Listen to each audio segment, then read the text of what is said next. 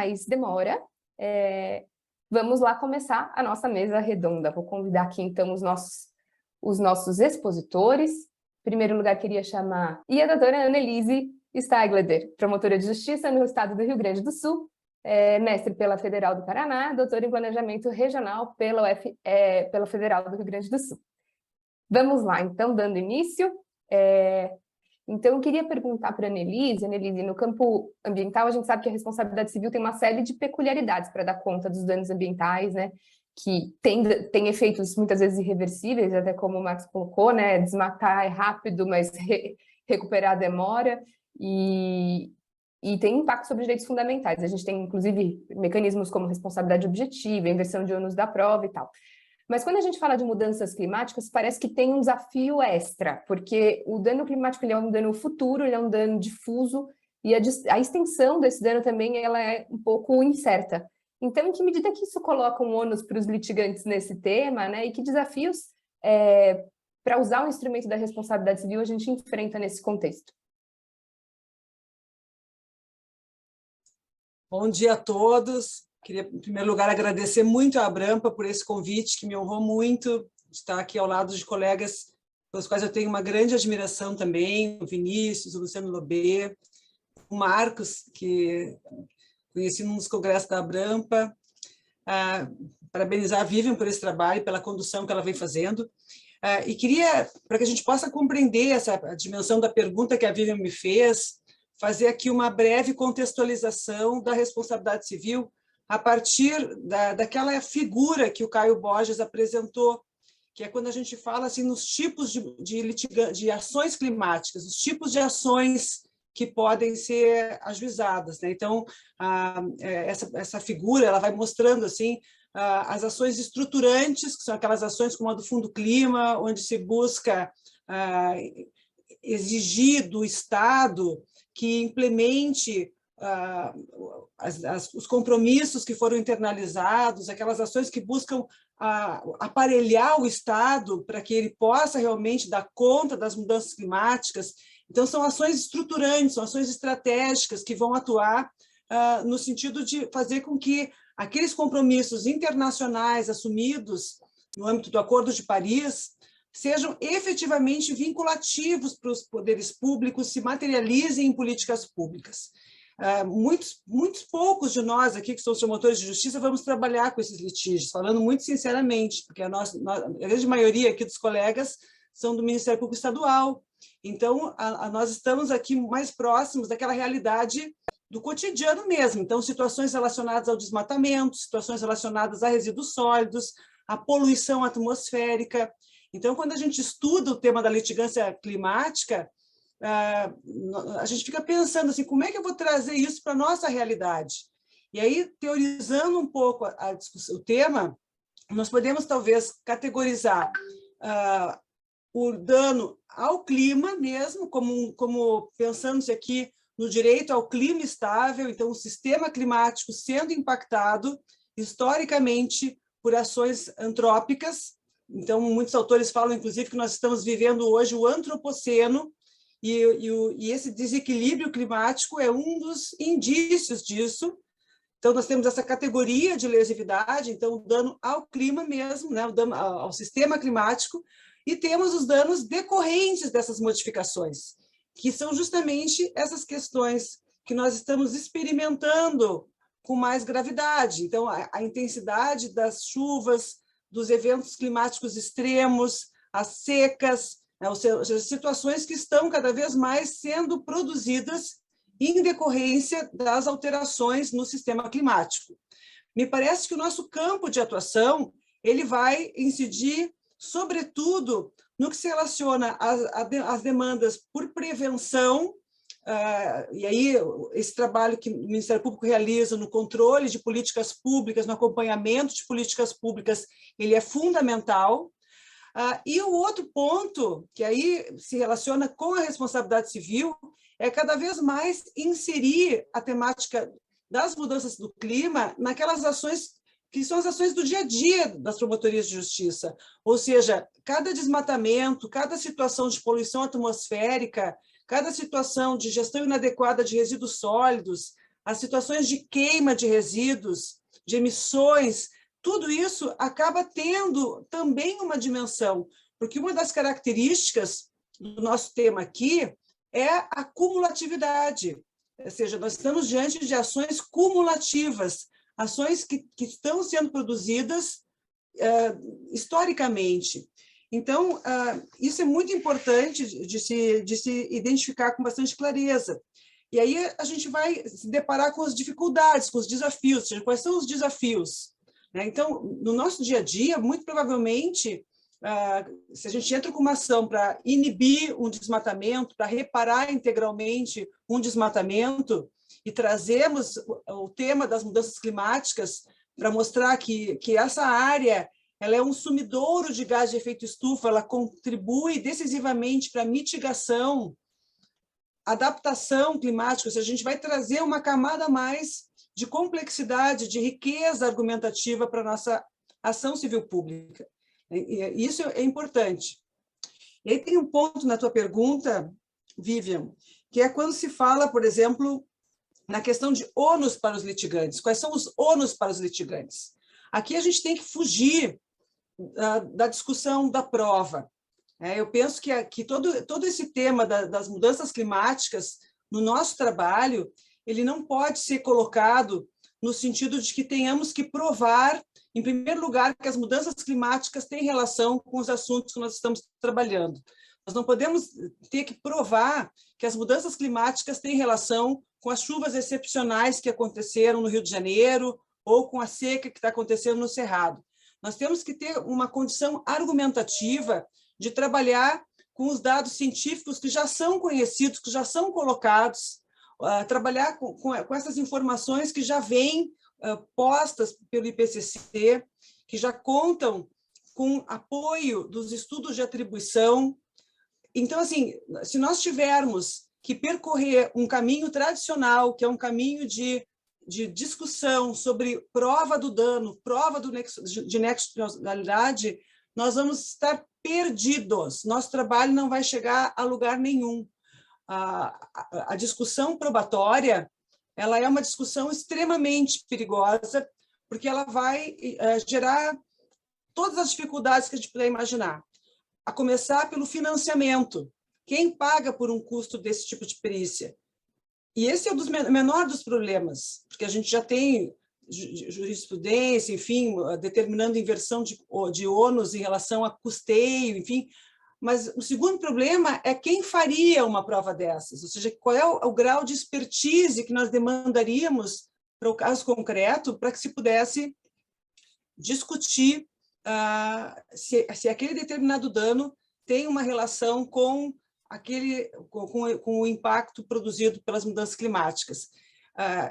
Isso vai envolver um grau de complexidade extremamente impossível de ser enfrentado. Então, eu queria colocar nessa minha fala inicial a importância, né, de se trabalhar com o dano climático como um dano que está posto, um dano que não precisa ser provado, é um dano que se coloca simplesmente a partir do reconhecimento da comunidade científica internacional, o reconhecimento político a respeito dessa categoria, porque na medida em que os países se comprometem em fóruns internacionais e trazem para o contexto interno também determinadas metas, determinados compromissos, isso gera um quadro normativo vinculante, onde se tem tanto a categoria do dano climático reconhecida, afirmada, estabelecida, como também se passa a afirmar que o desmatamento, no Brasil, ele é absolutamente decisivo no contexto das mudanças climáticas. Assim como as emissões veiculares no âmbito das cidades, já que, de acordo com os inventários feitos nas grandes cidades, as emissões veiculares, ela acaba ranqueando lá, uma das primeiras posições nos inventários. Então, trabalhar no sentido de uma responsabilização reparatória, onde se busca contemplar a temática das mudanças climáticas no contexto do dano ambiental, assim como a gente fez com o dano moral. Ou seja, o que a gente está trabalhando aqui? A gente está trabalhando camadas de lesividade ambiental. Eu, lá em 2003, quando defendi a minha dissertação de mestrado, procurei mostrar justamente que a gente tem dimensões do dano ambiental, ou seja, o dano ambiental é uma categoria aberta, é uma categoria evolutiva, que vai sendo, nós vamos tendo camadas ali que vão sendo inseridas a partir do instante em que o direito passa a reconhecer determinadas categorias. Então, essa mesma mudança, ela aconteceu claramente quando a gente trabalhou com a categoria do dano moral coletivo. Ninguém falava em dano moral coletivo até os anos 2000, quando o professor Morato Leite publicou a tese de doutorado dele, que era justamente sobre o dano moral ambiental. Então, hoje nós estamos falando de uma categoria que é normativa, ou seja, nós estamos diante de um contexto em que é o direito que faz a valoração do que vai ser lesivo, do que tem que ser reparado. Nós não estamos mais no ambiente só empírico, em que nós temos que ir a campo e verificar o que está acontecendo. Ou seja, nós já podemos aqui entrar, me parece, numa outra esfera de discussão jurídica, onde a gente, a partir de um dado que vem lá do Mapbiomas, que o Marcos estava nos mostrando, e desses estudos científicos, nós já temos como essa categoria estabelecida. Ou seja, é uma dimensão que se coloca simplesmente, assim como ninguém discute mais a perda da biodiversidade associada ao desmatamento. Ninguém vai a campo para saber que tipo de pássaros existiam na floresta. Nós estamos aqui trabalhando já com dados científicos. Então, é nesse sentido que eu queria responder nessa primeira parte a tua colocação, né? E queria trazer, não sei como é que eu estou de tempo, mas queria trazer aqui um outro aspecto que eu acho muito importante, que é a importância da discussão, de fugirmos da discussão política que envolve o assunto. A discussão da política regulatória, porque quando se faz um estudo a respeito do que vem enfraquecendo, o que vai enfraquecendo a responsabilidade civil, o que vai diminuindo a sua possibilidade, e não só no Brasil, mas também em outros locais, como nos Estados Unidos, é justamente o debate a respeito de qual é o papel da responsabilidade civil em assuntos não regulados, assuntos em que a dimensão política não foi trabalhada, porque determinados impactos foram considerados toleráveis, foram considerados lícitos. Então, se eu não tenho uma regulação em relação às emissões das aeronaves, que foi uma discussão que o Ministério Público Federal enfrentou contra companhias aéreas e perdeu a ação, justamente porque o tribunal entendeu que não havia uma legislação regrando limites a respeito da tolerabilidade das emissões das aeronaves. Ou seja, a responsabilidade civil ela não poderia se imiscuir num campo da política, da regulação, da tolerabilidade, né? Então, é muito importante que a gente escape desse tipo de armadilha e tente realmente trazer para o nosso assunto aqui uma dimensão normativa, que é elaborada desde os tratados internacionais que são inseridos no nosso contexto normativo e, a partir daí, então, pautam, orientam, impõem vinculações para os poderes públicos e, consequentemente, aos particulares, de tal forma que, se eles produzem um dano, causam um desmatamento, a dimensão associada a esse dano precisa ser introjetada no caso. Então, por enquanto, né? Então, vamos... É uma pergunta muito ampla, né, Annelise? Muita coisa para dizer, mas eu acho que isso ilumina muito do ponto de vista teórico, né? Sem dúvida, é importante ter clareza de que a gente tem ciência climática já desenvolvida, a gente tem relatórios do IPCC que a gente pode juntar e não necessariamente a gente precisa levar tudo para a perícia, a gente tem como fazer construções mais inteligentes, né? Annelise, no direito das mudanças climáticas existe uma grande discussão sobre o nexo causal. Inclusive, você fala muito bem sobre isso, né, sobre os estudos de atribuição, no seu artigo, que está no nosso livro de Política Nacional de Meio Ambiente, organizado pela Abrampa. Quem não sabe, já fica aqui a dica para lerem um artigo da Annelise. Eu reli essa semana, é fantástico. Então, Annelise, eu queria te pedir para você explicar um pouquinho mais por que esse tema do nexo causal ele é tão tormentoso e se tem um caso concreto que pode nos ajudar para iluminar essas questões. É importante a gente ter a clareza de que o nexo de causalidade ele vai proporcionar a imputação da responsabilidade a alguém. Então, ele é decisivo, porque se a gente tem um universo de atividades potencialmente poluidoras e que estão contribuindo para agravar a condição do clima e, consequentemente, gerando esses danos em cascata. Então, essa forma como a gente vai produzir a imputação, ela é absolutamente decisiva, especialmente num contexto em que a gente não tem uma regra clara de como que essa responsabilidade vai ser imputada na esfera internacional. Então, a gente não tem assim, como é que a gente vai responsabilizar um grande gerador de emissões de gases de efeito estufa que estão lançando as emissões na Alemanha pelos danos que acontecem, talvez, aqui no Brasil.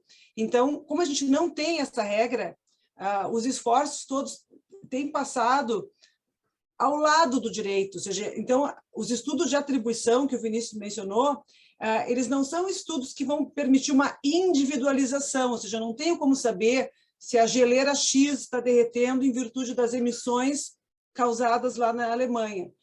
Mas são estudos que mostram que aquele tipo de fenômeno ele guarda uma alta probabilidade de ter produzido pelas emissões de gás de efeito estufa.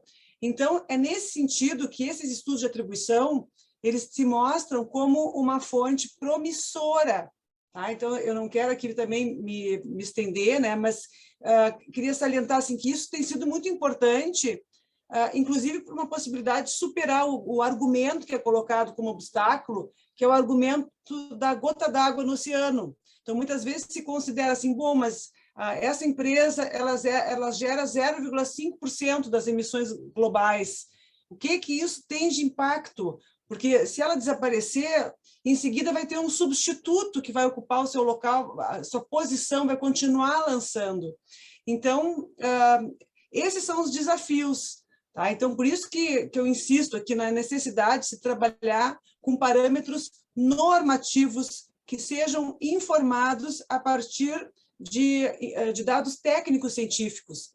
Então, os estudos de atribuição, o que eles vão mostrar? Essa alta probabilidade de um determinado fenômeno climático ter sido intensificado ou mesmo causado em razão daquelas determinadas emissões. Então, nesse trabalho que o Vinícius gentilmente mencionou, eu cito algumas fontes de pesquisa que a gente pode usar, né? Então, a mais famosa, que foi utilizada no caso do peruano Lluya, que é um dos casos que, inclusive, os colegas receberam no material da semana aí, né? É um caso em que a ação foi ajuizada contra uma multinacional alemã por um peruano em virtude dos riscos de derretimento da geleira, da intensificação desse risco. E a imputação foi dada com base no estudo Carbon Majors, porque essa multinacional ela foi apontada como uma das principais emissoras de gás de efeito estufa desde a Revolução Industrial. Só que, se a gente for pensar no cenário mundial, é 0,47% das emissões. Então, por isso fica aí aquele risco, né? Ou seja, se a gente vai trabalhar com a ideia de tolerância ou com a ideia de que aquilo é uma gota d'água num oceano onde tem inúmeras outras atividades, se torna uma armadilha. Por isso que o assunto tem que ser colocado em termos pragmáticos, né? E, quem sabe, até se revisitando algumas outras formulações que nós temos no direito brasileiro, como a própria ideia da solidariedade na imputação da responsabilidade a todos os poluidores. Porque, para esse tipo de situação, pode parecer exagerado a pessoa responder por tudo. Então, na própria ação do Lluya, a responsabilidade foi colocada em termos de proporção, ou seja, ele vai custear medidas de adaptação climática proporcionalmente ao que ele emitiu. E aqui eu convido a todos também para conhecerem um texto que eu publiquei junto com a professora Cláudia Lima Marques sobre uma abordagem que é parecida com a do Market Share Liability, que é a Polluter Share Liability, que é uma outra forma de imputação de responsabilidade, que não é propriamente relacionada à imputação solidária. Não se está aqui rompendo com a ideia da responsabilidade solidária, que é uma conquista no direito brasileiro, amplamente afirmada pelas cortes superiores e na própria Lei da Política Nacional do Meio Ambiente, mas se está pensando em outras estratégias quando se tem contextos globalizados, com muitos possíveis envolvidos, e não se consegue selecionar um ou outro, né? Ou, se a gente for selecionar, isso pode gerar um ônus econômico muito grande para aquele agente. Ou seja, a gente também tem que pensar que o Instituto da Responsabilidade Civil ele cumpre uma função redistributiva de custos. Eu estou tirando o custo do dano da sociedade, da vítima, e estou impondo a outra pessoa. Então, são decisões que também passam por uma estratégia de como é que a gente vai pensar, como é que a gente vai construir. Então, fazendo essa pesquisa comparada, né, com que soluções que vêm sendo adotadas para outras situações, como no combate a pesticidas, por exemplo, na indústria do tabaco, hoje se tem aceito o recurso a estatísticas. Então, eu não tenho aquela certeza absoluta, eu tenho a probabilidade de que o produto X, e a probabilidade em torno de 60%, 70%. Então, se imputa a responsabilidade proporcional. Tá? Então, resumindo, tá? A ideia aqui é que se possa trabalhar fora da caixa, tá? Ou seja, o nosso direito posto, mesmo a nossa teoria do risco integral, que nos é tão cara, a nossa responsabilidade solidária, que nos é tão cara, elas funcionam bem para os esquemas tradicionais, que são aqueles onde a gente sabe quem é o causador num contexto relativamente definido, né? A pessoa pode poder querer discutir excludente, enfim, nós não vamos aceitar, mas o nosso contexto ele é relativamente delimitado em termos de réus que a gente vai selecionar. Aqui, no contexto das mudanças climáticas, o cenário é multiescalar. Então, se a nossa opção for pela imputação da responsabilidade num contexto mais diluído, é que o tema se torna difícil. Agora, nesses casos que o Luciano nos apresentou, ou seja, eu tenho um desmatamento, eu sei muito bem quem causou esse desmatamento, ou então eu tenho madeira sem origem, que não sei de onde saiu, mas, enfim, eu tenho que até vocês colocaram no material, que é o caso da siderúrgica São Luís, né? Foi uma ação ajuizada pelo Marcelo Koch, que é procurador federal junto ao IBAMA, é uma ação que rastreou a cadeia que poderia ter contribuído para o desmatamento. Não se sabe bem nem de onde saiu a madeira ilícita, mas é uma madeira sem origem, então a ação foi colocada em relação à siderúrgica que comprou essa madeira ilegal, de fonte ilegal, né, de origem ilegal. Então, nesses casos, eu não tenho que me preocupar muito com o nexo de causalidade, porque eu tenho já uma situação delimitada. Tá? Mas, igual na ação do Marcelo Koch, tem uma riqueza ali, uma originalidade, que é justamente a imputação das cadeias econômicas, que é uma outra estratégia muito importante que o Ministério Público precisa utilizar como uma forma de exigir que os vários agentes econômicos que decidem pela aquisição, muitas vezes, de produtos sem origem, possam ser responsabilizados pelas suas decisões. Então, como o nosso tempo aqui é curto, me penitencio de novo por ter ultrapassado, mas é muito fascinante o assunto, né? Fica aí o convite para a leitura, né, dos textos e também da ação do Marcelo Koch, que é muito boa.